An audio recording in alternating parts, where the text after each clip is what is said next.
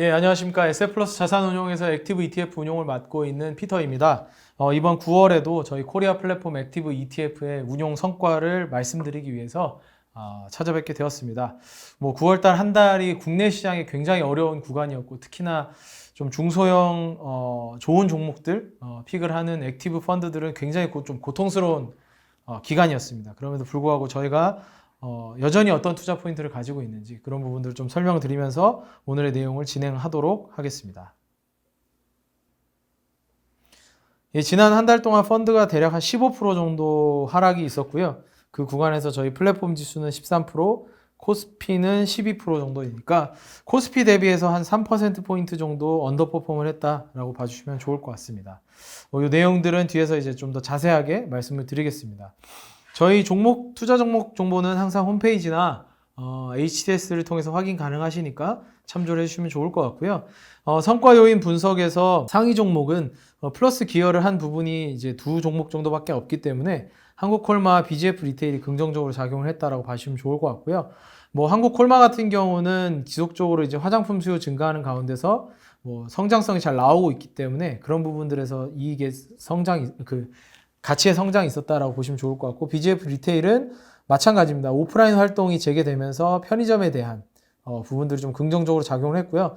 또 한 가지는 이제 편의점이라는 채널에서 일어났던 경쟁 강도가 과거처럼 출점 경쟁이 굉장히 강화되기보다는 기존의 3강 구도가 굳혀진 상태에서 계속 시장이 진행되고 있는 그런 상황이라고 봐주시면 좋을 것 같습니다.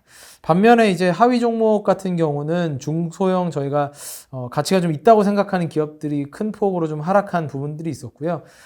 또 이제 대형 플랫폼 기업들의 기업 가치 하락이 또 큰 폭으로 있었습니다. 10월달 들어와서 네이버나 카카오나 둘 다 굉장히 큰 폭의 좀 기업 가치 하락이 있었기 때문에 그 부분들이 좀 부정적으로 작용을 하고 있다라고 봐주시면 좋을 것 같습니다. 저희 종목 비중 변화에 대해서 말씀드리면요. BGF 리테일 같은 경우는 저희가 지난 월에 신규로 편입을 했고요. 저희가 항상 말씀드렸던 것처럼 오프라인 유통도 저희는 하나의 플랫폼이라고 생각을 하고 바라보고 있기 때문에 오프라인 유통 플랫폼의 관점으로 편의점을 신규로 추가했다라고 보시면 좋을 것 같습니다.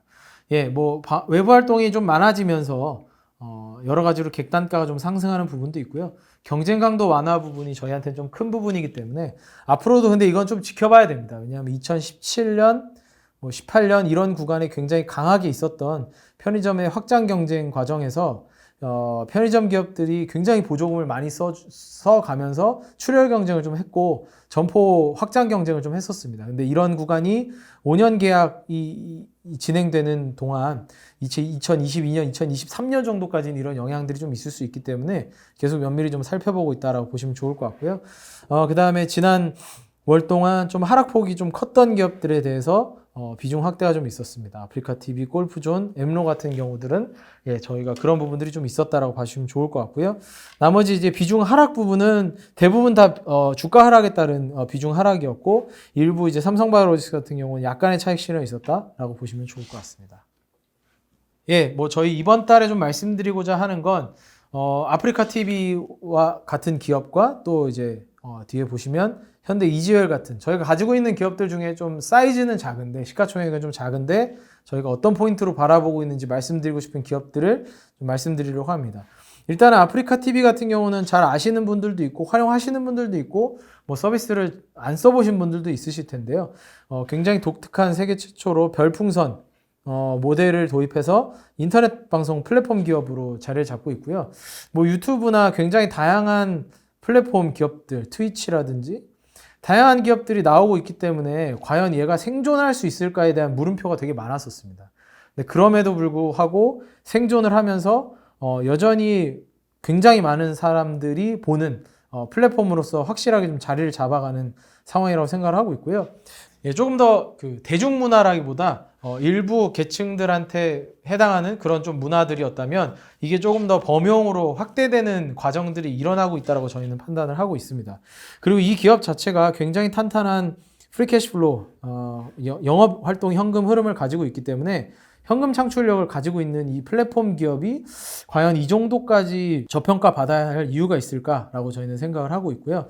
게다가 이제 BJ들과 시청자들이 요새는 이제 저희가 엔터 기업 말씀드릴 때 팬더스트리라는 얘기도 말씀을 드렸었는데 팬쉽이라고도 하는데 그들과의 관계 속에서 이루어지는 다양한 컨텐츠들이 좀 나오고 있습니다. 그래서 요즘 보시면 이렇게 굉장히 다양한 컨텐츠들이 나오고 있기 때문에 그런 것들이 좀 더 이제 그 고객과 네트워크 효과를 만들어가는 그 길이 될 거라고 저희는 생각을 하고 있고요.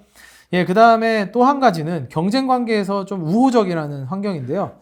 예, 뭐 트위치나 유튜브 같은 이제 신규 1인 방송 플랫폼이 등장하면서 2018년 이후에는 MAU, 그러니까 전체적으로 먼슬리 액티브 유저가 좀 감소하는 추세입니다. 이 부분이 사실 아프리카 TV를 시장에서 가장 의심하는 부분입니다. 결국 MAU가 줄어들면 플랫폼 기업은 안 좋은 거 아니냐 라고 얘기하실 수 있는데 페잉 유저, 그러니까 돈을 내고 쓰는 사람들, 거기에 그 사람들이 사용하는 ARPU, Average Revenue Per User 같은 경우는 꾸준하게 오르면서 매출은 꾸준하게 성장을 하고 있습니다. 거기에 더해서 경쟁사인 트위치, 아마존이 가지고 있는 트위치 같은 경우 화질을 좀 내리는 제한 조치를 했습니다. 이거는 다름이 아니라 국내에서 망 사용료에 대한 부담이 굉장히 큰 상황이거든요. 아프리카 TV 같은 경우는 이러한 것을 기술적으로 좀 해소를 많이 했는데 트위치 같은 경우는 그런 것들을 국내 시장을 위해서 따로 하기에는 좀 어려운 면이 있다 보니까 화질을 좀 줄이게 되었고요. 뭐 이런 서비스의 좀 어떻게 보면 퇴보가 아프리카 TV의 지배력의 향상으로 이어질 수 있다라는 측면에서 MAU나 페잉 레이쇼가 좀 반등할 수 있다. 라고 저희는 바라보고 있습니다. 또한 이제 좀 아프리카 TV에서 요즘 많이 나오는 것들이 게임 스트리머들 또 혹은 뭐 기존의 이제 프로게이머들 특히나 이제 스타크래프트 같은 프로게이밍을 하던 프로게이머들이 스타대학이라는 컨텐츠 같은 것들을 많이 하면서 커뮤니티가 굉장히 강화되고 있습니다. 저희는 이 커뮤니티 방송이라는 관점이 되게 중요하다고 생각을 하고 있는데요.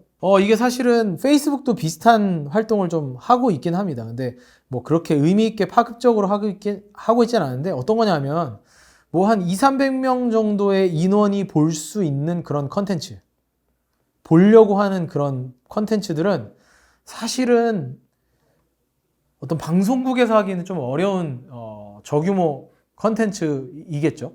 저예산 컨텐츠이기도 하고 수익성이 안 나오는 컨텐츠들입니다. 근데 이런 것들을 커뮤니티 단위에서 해결을 한다면 긍정적으로 이런 플랫폼들이 양성화될 수 있다고 저희는 좀 생각을 하고 있고요.